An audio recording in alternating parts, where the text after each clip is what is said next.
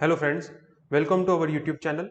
4 नवंबर 2020 के एमसीक्यूज हमारे पास रेडी है, तो चलिए स्टार्ट करते हैं। Question number 1, which of the following statement is or are correct? First, warm surface waters of the equatorial Pacific Ocean can trigger higher minimum temperature during winters in India. Second, the warm winters in the country and overall rising global temperature is a sign of desiccating effect. तो चलिए देखते हैं correct answer क्या होगा। Correct answer is A1 only. Second जो है वो incorrect. अब देखिए, ये warm surface water and equatorial Pacific ocean जो है, इसकी वजह से क्या होता है कि it leads to warmer winter. ठंडी की ऋतु जो है उसमें टेम्परेचर ज्यादा होता है, राइट। सो मिनिमम टेम्परेचर जो है वो ज्यादा होता है due to El Nino effect. तो ये फर्स्ट जो है वो करेक्ट होगा।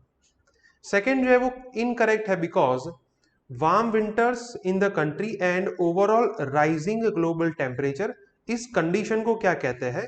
ग्लोबल वार्मिंग कहते हैं। It is a condition of global warming. Desiccating effect का मतलब क्या होगा? Cold current, cold oceanic current की वजह से जो रीजन के अंदर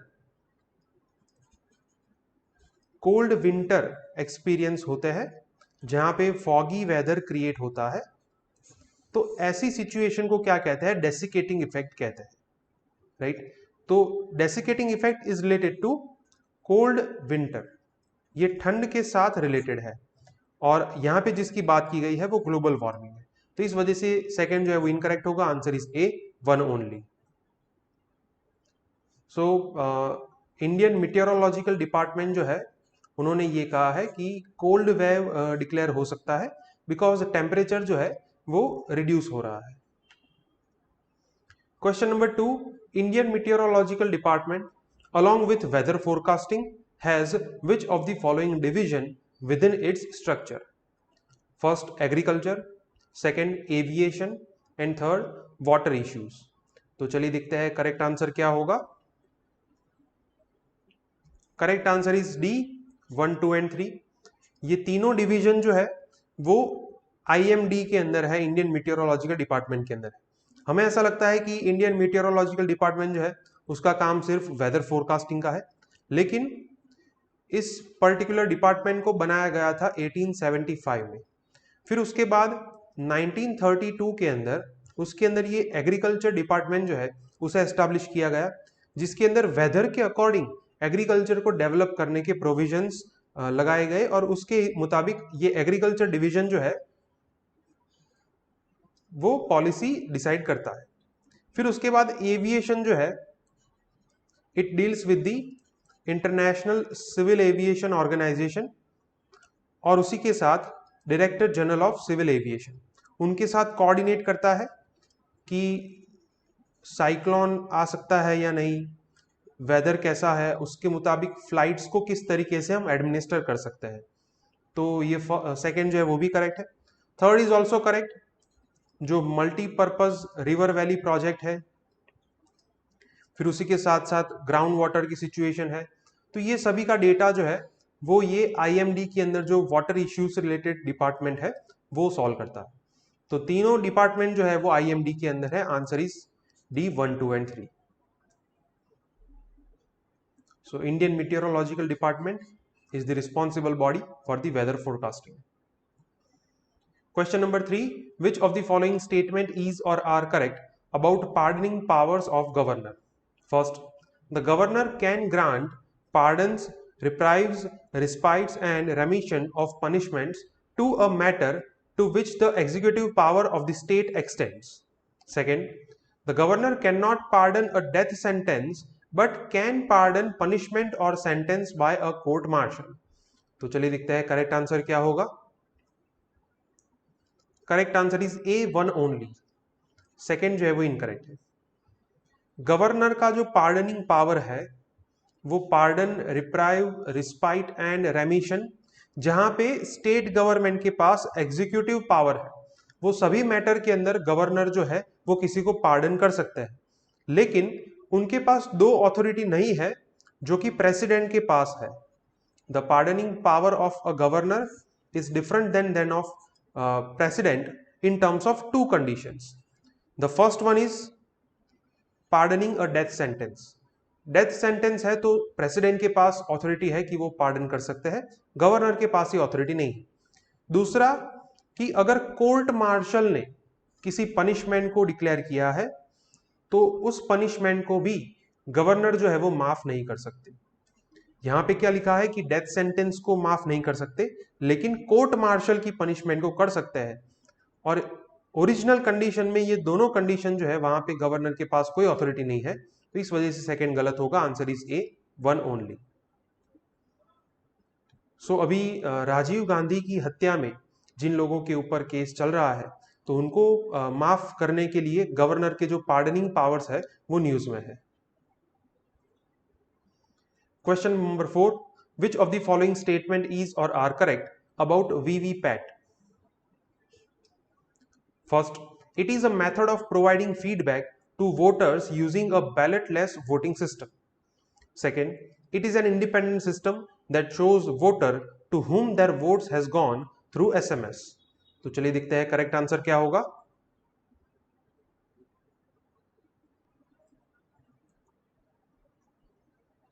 correct answer is A, one only. Second जो है वो इनकरेक्ट है। वीवीपैट का मतलब क्या होता है? Voter verifiable paper audit trail. मतलब कि ईवीएम मशीन जो है उसके बाजू में ये वीवीपैट मशीन होता है। उस पर्टिकुलर मशीन के अंदर एक विंडो होती है। आपने ईवीएम के अंदर जिसको वोट दिया है तो यहां से एक चिट्ठी निकल के आती है। वो चिट के अंदर यहाँ पे उस पार्टी का सिंबल होता है और उसका नाम लिखा होता है कैंडिडेट का। तो आपको ये एक कहते हैं कि वेरीफाई करने का मौका मिलता है कि आपका वोट आपने जिस व्यक्ति के नाम पे दिया है उसी व्यक्ति का नाम यहाँ पे आएगा। तो ये एक वेरिफिकेशन मशीन है। So it is a method of providing feedback. ये वोटर्स को फीडबैक देता है। तो फर्स्ट जो है वो करेक्ट होगा। सेकेंड जो है वो इनकरेक्ट इसलिए है बिकॉज यहाँ पे ये लिखा गया है कि it shows the voter to whom their votes has gone through SMS. यहाँ पे कोई एसएमएस नहीं मिलता, राइट? तो इस वजह से ये सेकंड जो है वो इनकरेक्ट होगा। Answer is A, one only. Bihar के अंदर अभी इलेक्शंस चल रहे हैं और वहां पे भी वीवीपैट मशीन का यूज हो रहा है। Question number 5, which of the following statement is or are correct about hill area development programme? First, it was launched under special area development program of 8th 5-year plan. Second, it also has provisions for the development of western ghats. तो चलिए देखते हैं correct answer क्या होगा। Correct answer is C, both 1 and 2। दोनों statement जो है वो करेक्ट है।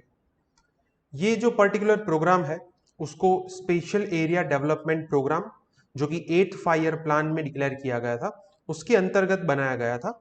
हिल एरिया डेवलपमेंट प्रोग्राम के अंदर डिफरेंट कंपोनेंट्स है। देयर आर टोटल 6 कंपोनेंट्स और उस 6 कंपोनेंट्स में एक ये भी पार्ट है डेवलपमेंट ऑफ वेस्टर्न घाट्स। तो इस वजह से दोनों स्टेटमेंट जो है वो करेक्ट होंगे। स्पेशल एरिया डेवलपमेंट प्रोग्राम जो है वो भी इंपॉर्टेंट है। उसके अंदर टोटल 4 पार्ट है। सबसे पहले ये है हिल एरिया डेवलपमेंट प्रोग्राम, फिर उसके बाद है बॉर्डर एरिया डेवलपमेंट प्रोग्राम, फिर उसके साथ है desert development programme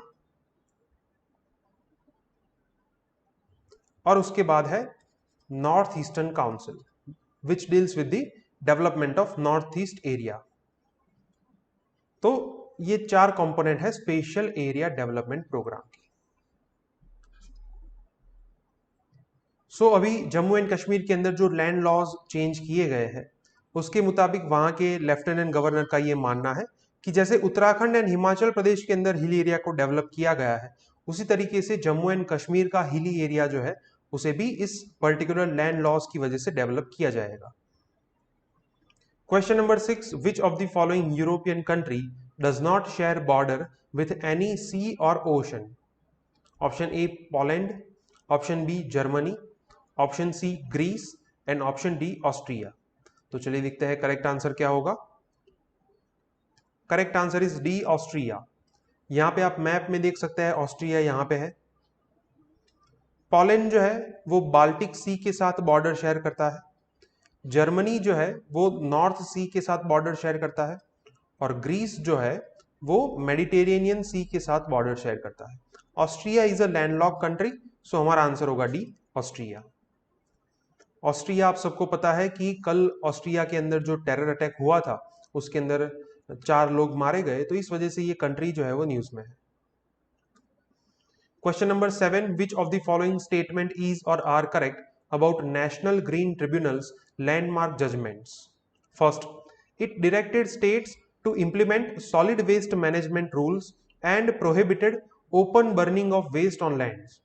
Second, it suspended a large hydropower project to save habitat of a bird. And third, it nullified Environment Impact Assessment EIA 2006 notification. तो चलिए दिखता है करेक्ट आंसर क्या होगा। Correct answer is D 1, 2 and 3। तीनों statement जो है वो करेक्ट है। All these three are the landmark judgments given by the National Green Tribunal, जिसमें सबसे पहले ये है कि स्टेट गवर्नमेंट को सॉलिड वेस्ट मैनेजमेंट अडॉप्ट करने के लिए कहा था एनजीटी ने, और open burning of waste on lands जो है उसको प्रोहिबिट किया था। सेकेंड जो है वो भी करेक्ट है, सेंट्रल गवर्नमेंट का ये प्रोजेक्ट था worth ₹6,400 crore.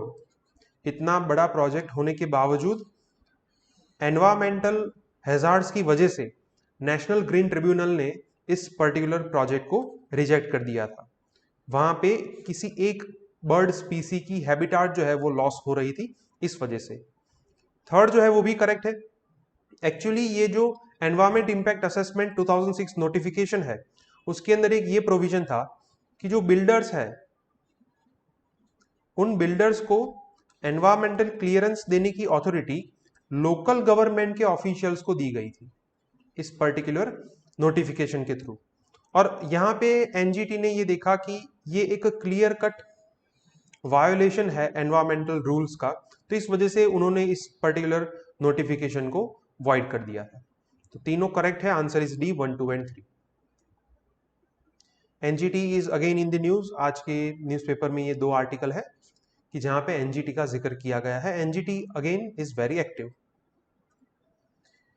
Question number 8, which of the following investigation authority or agency has or have to seek permission from the state government in order to initiate investigation? First, Central Bureau of Investigation. Second, National Investigation Agency. And third, Enforcement Directorate. तो चलिए देखते हैं correct answer क्या होगा। Correct answer is C 1 only. Second and third जो है वो incorrect है। यहां पे सीबीआई की बात हो रही है। सीबीआई को आप सबको पता है कि एक जनरल कंसेंट दिया जाता है। Instead of giving consent on case to case basis, states are giving their general consent to the CBI that it can investigate within the territorial area of the state। लेकिन काफी सारे state है जिन्होंने ये CBI को general consent नहीं दिया है और उसको रिसेंटली विड्रॉ किया है, फॉर एग्जांपल महाराष्ट्र। तो इस वजह से सीबीआई जो है उसको स्टेट गवर्नमेंट की परमिशन लेनी पड़ती। एनआईए और एनफोर्समेंट डायरेक्टोरेट जो है उनको स्टेट गवर्नमेंट की परमिशन नहीं लेनी पड़ती, तो इस वजह से आंसर होगा सी 1 ओनली। एनआईए जो है वो अभी एक्टिव है आसाम मिजोरम बॉर्डर डिस्प्यूट में जो केस चल रहा है उसकी वजह से। Question number 9, which of the following statement is or are correct? First, India's contribution to the stock of global greenhouse gases is minimal at present. Second, globally, banks have reduced their financing to the fossil fuel industry after Paris Agreement 2015. तो चलिए देखते हैं correct answer क्या होगा। Correct answer is A 1 only. Second जो है वो incorrect. India का अभी जो global green house gas emission है it is 2 tonne of carbon dioxide per capita, जो कि ग्लोबल एवरेज से भी काफी कम है, राइट। तो ये फर्स्ट जो है वो करेक्ट होगा। सेकंड जो है वो इनकरेक्ट है। एक्चुअली ये क्वेश्चन जो है वो इसी न्यूज आर्टिकल में से बनाया गया है। यहाँ पे आप ये देख सकते हैं कि even in terms of annual flows countries contribution is less than 2 tons of carbon dioxide per capita. लेकिन जब से पेरिस एग्रीमेंट जो है वो लागू हुआ है 2015 से, तो तब से बैंक्स जो है उन्होंने फॉसिल फ्यूल इंडस्ट्री को ये फाइनेंस देना बंद नहीं किया है। और according to the report of Banking on Climate Change by the Rainforest Action Network, 2.7 trillion dollars का फाइनेंस दिया गया है फॉसिल फ्यूल इंडस्ट्री को, which is highly responsible for the greenhouse gases emission. उसमें US की जो bank है वो टॉप में है, जैसे कि जेपी मॉर्गन चेज है, वेल्स फार्गो है, सिटी बैंक है। तो ये सब चीज बैंक्स जो है वो लीडिंग बैंक्स है जो फॉसिल फ्यूल इंडस्ट्री को फाइनेंस करते हैं। Question number 10, which of the following are the consequences of higher use of fossil fuels? First, global warming, second, habitat loss, third, sea level rise, and fourth, more disaster prone areas. तो चलिए देखते हैं correct answer क्या होगा। Correct answer is A 1, 2 and 3। 4 जो है वो incorrect है। फॉसिल फ्यूल की वजह से ग्रीन हाउस गैसेस एमिशन जो है वो इंक्रीज होता है and it will lead to global warming, क्योंकि यहां पे ग्रीन हाउस गैस जो है वो हीट को ट्रैप करते हैं। हैबिटाट लॉस ये भी करेक्ट है, क्योंकि यहां पे लैंड पॉल्यूशन का भी एक कंसर्न है, क्योंकि फॉसिल फ्यूल से वेस्ट जो है वो ज्यादा जनरेट होता है। जब वेस्ट को आप डिस्पोज करेंगे तो लैंड यूज होगी, और नेचुरल लैंड जो है which is responsible for maintaining habitat, तो उसका लॉस होगा। तो सेकंड जो है वो भी करेक्ट है। Sea level rise is also correct. अगर ग्लोबल वार्मिंग होगा then the ice caps will be melt, and due to melting of ice caps sea level rise होगा। डिजास्टर प्रोन एरियाज जो है वो इसका कंसर्न है, लेकिन वो अभी तक प्रूव नहीं हुआ है, राइट, कि इसकी वजह से डिजास्टर प्रोन एरियाज जो है वो इंक्रीज होगा, राइट। तो वो अभी तक प्रूव नहीं हुआ है, इस वजह से ये फोर्थ जो है वो इनकरेक्ट होगा। Answer is A 1, 2 and 3।